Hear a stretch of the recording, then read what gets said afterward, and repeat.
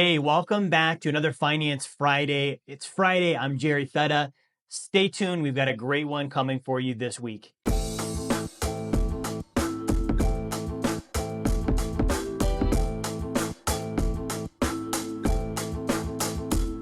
So I want to talk to you this Friday about a concept that came up with someone I was talking to yesterday on this cycle of playing financial defense rather than playing financial offense.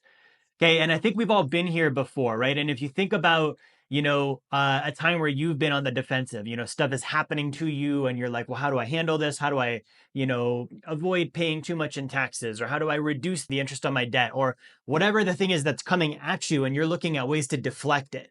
Okay, never a good position to be in. Right? Never a good position to be in. And so what I want to do is I want to just take a quick minute to define these words, right? Offensive and defensive. So the word defense, if we look at this from the standpoint of the definition, okay, there's a couple definitions of defense. The act of defending from or resisting attack. Okay, that's one of the definitions of defense. The act of defending from or resisting attack. Okay, in a sports action, the role of defending one's goal against the opposition. Okay, so that's defense. It's your protecting, you're defending, you're resisting against an incoming attack. And this would be in a financial sense. Now, here's the problem with that is you're being attacked, right? Like in that definition, innately, you are under attack. It's not a good thing. It's not something that you want to have happen. If you're, being attacked, you're the one that's on the receiving end of something you don't want. Okay, so that's being on the defensive. All right, now let's check out this definition on offense. Next, I don't want to interrupt you too long. I just want to give you a free offer for my book, The Blueprint to Financial Freedom. If you go to jerryfetta.com/B2F promo, you can get the book now. I'm going to let you get back to the video. So this would be more in the sense of attacking, possessing the ball or being on the team, attempting to score, right? Players who are attempting to score or advance the ball, the action of attacking someone or something. Okay, that's the opposite of defensive, right? Now, I've been reading this book I was telling you about, The Financial Misadventures of Mark Twain. And I want to tie this in because, I love studying old dead people, right? Mark Twain is one of my favorite American historians, authors, not historians, but historic figures. And who would have known this guy has a whole book about what not to do to build wealth. Okay. Now, one of the things that I've noticed that he's done right, there's the whole book is how not to build wealth. But one of the things he's done right is Mark Twain is constantly on the offensive. Okay. And I'll skip to the end of the story. Mark Twain dies wealthy. He dies a multimillionaire.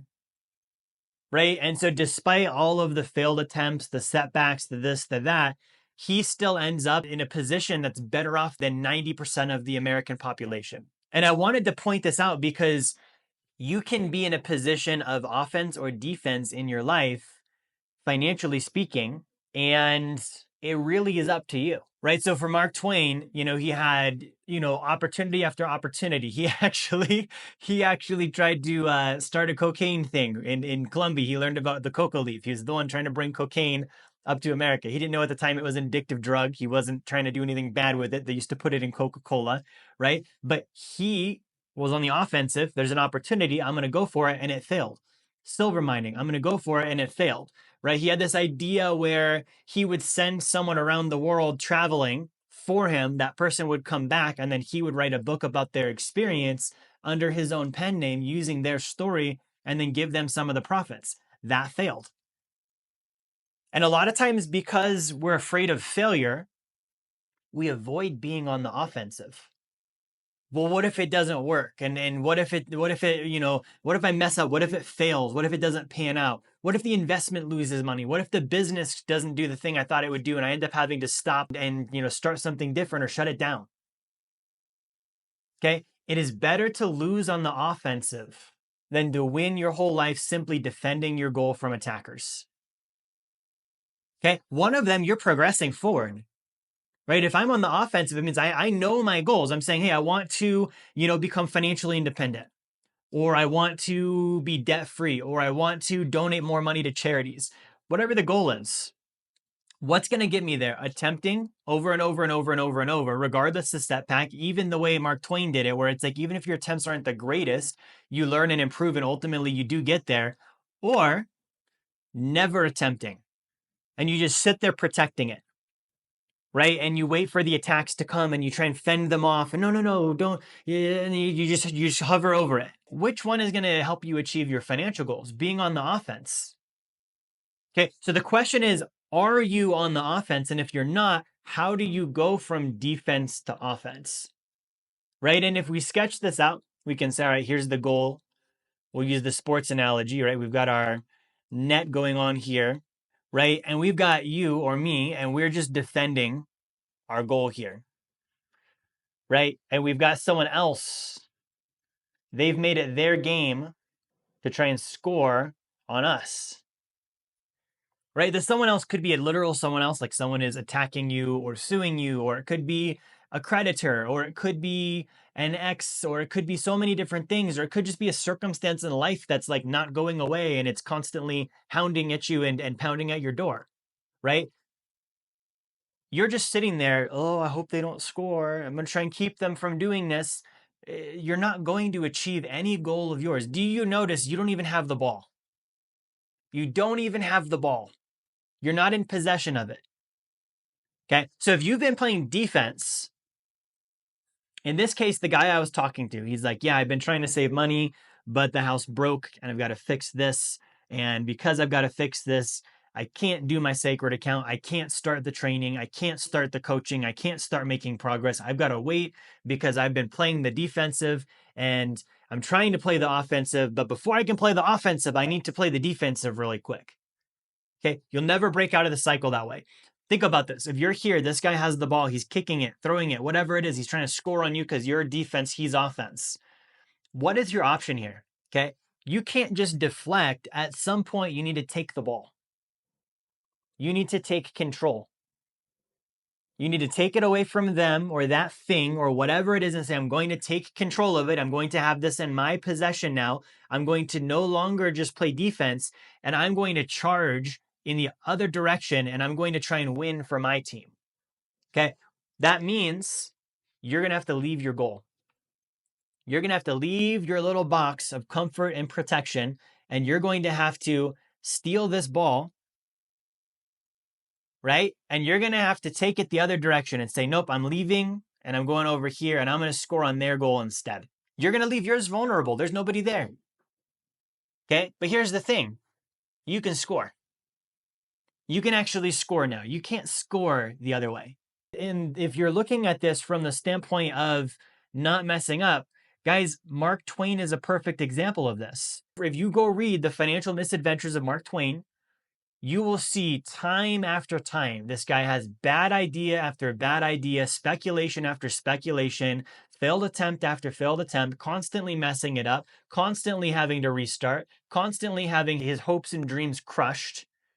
And he just keeps going. He just keeps going and keeps trying and keeps attempting. And at the end of his life, he succeeds. He's now known as one of the greatest authors in American history. Okay. He died a multimillionaire. He's got, estates that are left behind. He's got an entire forest named after him. Like not many people reach that level of success. And the reason why is he persisted. He kept trying. Okay. It doesn't matter if you mess up or fail. Your failure on your life, especially financially, is this much of the full spectrum of what's there. Okay. If you're 30 years old and you fail and lose everything, you realize you're going to live till like 90, right? Like you still have twice as much life left as what you've lived already. If you manage to get success at that point and you have to go rebuild it, you can go do that easily. Right? If you're 45 and you're failing, you have your goal, you're starting to slide into defense. Right? You've got the entire part of your life you live is going to happen one more time. You live till you're 90. Right? You've got another 45 years. And guess what? The first 20 of it, you're not, mentally undeveloped and not able to work and do what you've got actually like ahead of the curve compared to your first half of your life. First half of your life, the first 20 years are a waste in terms of your success, right? You're not working, you're learning stuff, you're not developed all the way yet. All this stuff is going to hold you back. the first 45 years. You don't have that again the second 45 years.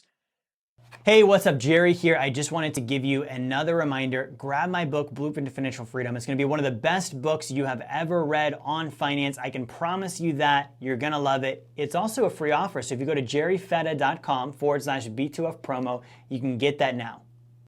You've got wisdom, advantage, ability, stuff you didn't have when you were starting. You see what I'm saying? So what is my message here? My message is if you're trying to go from financial defense to financial offense, you're going to have to leave your comfort zone. You're going to have to get okay with failing. You're going to have to persist. And you're going to have to quit looking at all of the things that could go wrong. Okay, this is one of the nails in the coffin for success. Worrying about stuff that could happen. Right? Well, what about this? What about that? What about this? While you're doing that, successful people are just going out and winning. If it happens, they have taken the level of responsibility of, okay, so what if it happens? If it happens, I'll handle it then. I'm not going to sit here and worry and daydream about all the things that could go wrong and then never actually pursue my goal. Right? Imagine in the Mark Twain book and story, he just sat there. What if the silver business doesn't work out? And what if the coca leaves things doesn't work out? What if my idea of sending authors out, abroad and writing their books, what if it doesn't work out? And what if this? And I need to spend all of my energy preventing all of the things from going wrong on a voyage I'm not even going to take. Right? And here's the thing. Here's the tough part about it. The stuff you're worried about failing on, they're valid things. Okay, if you have a job or a house or kids or a spouse or investments or any of that, there is risk involved in all of it. Your child could walk across the street and get hit by a bus. Does that mean you never let them go outside? No, because you can't do that. You could make a mistake at your job and get fired and lose your career tomorrow. Does that mean you never go to work and try anything? No, because you can't do that. You're also not going to succeed and you're going to be let go if you're never making progress and pushing the envelope. It's about calculated risk. What's the return and reward versus what downside am I preventing? If the downside I'm preventing is just, I will feel bad about myself momentarily. It's not a very good downside to be like, that's my focus, right? If the downside is, I won't have a perfect track record. Okay, you don't need to have a perfect track record. You need to win 51% and lose 49% minimum, right? You just have to win a little more than you lost in order to succeed in this game. So how do we tie this together with our wealth building? What's the application here? This Finance Friday, I want you to look at where are you complacently playing defense? You've built something and you've gone into conserve mode, protect it, try and keep anything from happening to it, prevent it from changing, all of this stuff that we can fall into. And those are signs of complacency, personal complacency. Okay, somebody who's able with their future and they're like, I don't care what happens, I'm going to handle it. I'm going to take responsibility for it. They're not worried about protecting anything. Okay, they know that they can go do it again. They're willing to do it again, right? So I want you to look at what area am I being complacent, protective, playing defense when I could be stepping out there on the offensive side instead and actually trying to make a win happen. Because I've never seen any sports game that was won only by defense. You can't win a game by preventing other people from scoring. You have to score also more times than they did. That's where the game starts. So guys, that's what I have for you this Finance Friday. I hope this was helpful. Like, share, subscribe, grab the book, and I'll see you next time. Hey, this is Jerry Fetta here. I want to thank you for watching my video, watching my content. I hope you enjoyed it. If you would like to learn more about the Blueprint to Financial Freedom and how you can achieve passive income that exceeds your savings, your expenses, your taxes, your generosity, and build wealth like the top 1%, I want to encourage you, grab a copy of my book, The Blueprint to Financial Freedom. You can go to jerryfetta.com/B2F promo, or you can click the link in the description of the video here. The copy is free. You cover your shipping. We'll send the book out to you, and we'll send you an email with a bunch of great bonus material also for free. Get the book, subscribe to the channel. I'll see you on my next content.